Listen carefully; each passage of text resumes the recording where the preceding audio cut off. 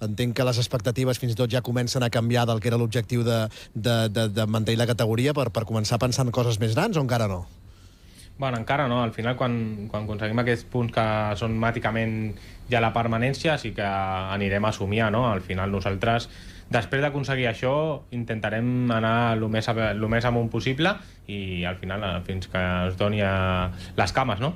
Al final, quan ja arribes a una situació de que notes que pots guanyar-li a qualsevol, també, sobretot a casa teva, no? que durant l'any 2025 penso que han sigut només 4 o 5 derrotes, que són xifres molt bones, però als peus al terra, no? A poc queda molt de camí. Gaudir, és el que ha dit el míster, no? El que va dir l'altre dia, gaudir i omplir l'estadi cada setmana, cada jornada que juguem a casa, perquè serà important per nosaltres, per la classificació i per, sobretot, la confiança també.